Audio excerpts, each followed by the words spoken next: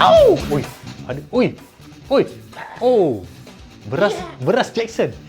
So, macam mana? Pak, Ya. okey, ini konsert kita yang bahagian kedua, Pak. Ya. Jadi Hari ini ah. kita completekan kasih settle semua bagi dia orang semua puas hati. Okey, Alright. jenama kereta yang dah bungkus kat Malaysia. Bungkus ikat tepi, tanam, simen, Part 2. part tu. Okey, tapi sebelum tu jangan lupa subscribe lah. Tolonglah sikit lagi tu nak cacah 600,000. Share. Masuk live. Sebelum ni kami dah buat tentang jenama-jenama yang gagal dalam pasaran Malaysia. Dah bungkus, dah balik negara masing-masing. Itu part 1. Hari ni kita nak cerita part 2 sebab dia ada banyak brand. Ada 5 lagi brand yang akan kita ceritakan pada hari ini. Sebab apa brand-brand ni gagal? Sebenarnya dia adalah himpunan daripada banyak sebab. Tapi yang paling utama sebenarnya, kadang-kadang owner yang ada brand ni, dia kedekut. Dia tak nak spend buat promotion ke, bayar YouTuber ke, bayar website ke, Facebook ke, masuk radio, surat khabar. Dia tak mau spend. Yang kedua, sebab brand tu sendiri, model tu sendiri memang tak appeal to the market. Memang model tu memang tak menarik. Reka bentuk tak menarik, teknologi ke apa benda. Dah lah, brand tak menarik, model pula tak menarik dan orang tak nak belilah. Memang malang lah nasib dia. So hari ni kita nak cerita 5 lagi model yang gagal dalam pasaran Malaysia yang telah menjadi sejarah pada hari ini. Number 1. Itu dia, Mahindra Day. Syarikat daripada India. Di peringkat global, Mahindra ni sebenarnya besar. Sangat besar. Okey, di India sendiri dia antara konglomerat automotif yang terbesar di India. Dan kalau anda nak tahu, Mahindra ni juga pengeluar traktor terbesar di dunia. Dalam Mahindra ni, dia ada lagi. Dia ada company, dia pegang SsangYong, lepas tu dia pegang apa lagi tu? Pininfarina. Pininfarina ni Italian designer yang famous yang buat Ferrari semua. Ya, sekarang under Mahindra. Pada 2006, buat pertama kalinya Mahindra masuk ke pasaran Malaysia. Masa tu dia dipegang under DRB Highcom. Model pertama yang dia bawa masuk ialah 4x4 Scorpio nama dia. Model ni, dia jual tahu berapa? 89,000. Sangat affordable untuk sebuah SUV atau 4x4 yang fully import. Murah tau, 90,000 masa tu. Tahu tak, masa tu emblem kenderaan Scorpio tu sendiri, dia punya logo tu kan, Scorpio tu, dia punya font tu, tahu dia tiru apa? Kumpulan Scorpion. Dan walaupun 4x4 ni agak mampu milik pada harga yang dijual tu, nampaknya design dia tidak dapat diterima oleh pembeli-pembeli di Malaysia. Memang tak kena dengan taste orang Malaysia lah. Orang Malaysia ni kalau kita cakap pasal makanan India, dia orang memang suka. Tapi kereta India, susah sikit dia orang nak terima. Mungkin sebab lama kot. Teknologi baru dia okey ke? Okey, model baru dia contohnya macam Mahindra XUV 500. Tengok tu. Cantik tak? Buruk juga. Number 2. Nombor 2, syarikat daripada Jerman. Sejarah Opel ni sebenarnya memang panjang. Dia orang ni dah buat kereta since 135 tahun yang dulu. Pada 1930, GM, General Motors, dia beli Opel ni sampai 2017 macam tu. 2017 dia jual ke PSA Group. Okey, itu sejarah dunia. Sejarah kat Malaysia pula macam ni. Okey, masa era 70-an, 80-an, Opel ni brand yang disukai oleh golongan pertengahan, M40 lah kalau sekarang. Okey, masa tu dia dibawa masuk oleh company nama dia Europel. Dan sekitar era 80-an macam tu, jenama-jenama je pun dah start masuk. Masa tu ada Nissan Sunny, ada Toyota KE70. Tapi pada masa tu model-model Eropah, contohnya macam Opel Gemini, Fiat 131, 141, Mirafiori, Alfa Romeo, masih lagi kita boleh tengok atas jalan. Dan saya masih ingat lagi masa kecil, tahu tak teksi sebelum Iswara sekarang?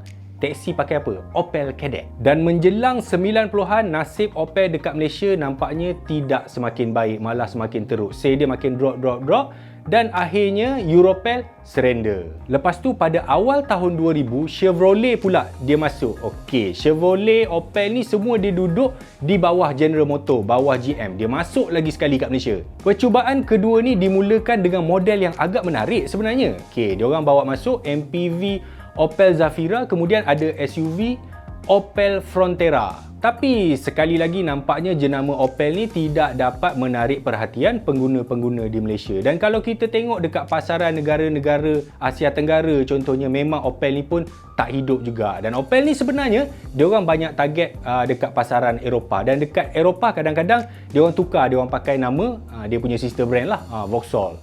Number 3.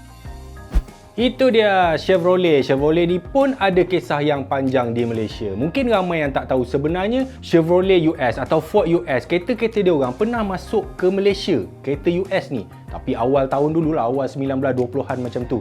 Lepas tu dia hilang. Dia kembali tahun bila? Pada 2003. Sekali lagi dia first ni under DRB Highcom. Masa ni ramai orang bersorak, wah, jenama US masuk, kita dapat Camaro, kita dapat Corvette.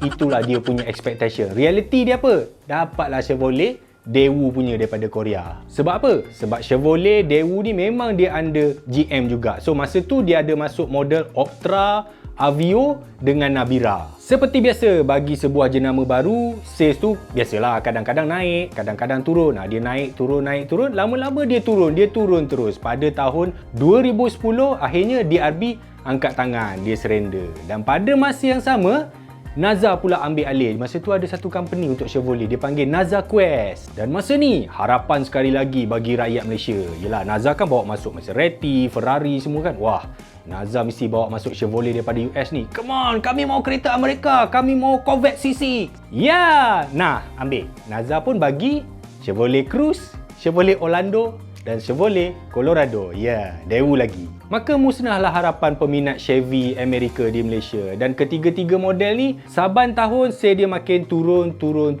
Dan akhirnya Naza pada 2018 November macam tu, dia pun surrender, tak boleh jual dah. Masa Naza ni give up, GM dia kata tak apa, you stay sana. Lepas tu GM kata dia nak masuk balik. Tapi ni dah 3 tahun berlalu. Dan kalau kita tengok dekat pasaran Asia Tenggara sekarang, GM memang dia mengecikkan operasi dia. Even kilang dia paling besar dekat Rayong Thailand pun dah ditutup dan dijual kepada Great Wall Motor.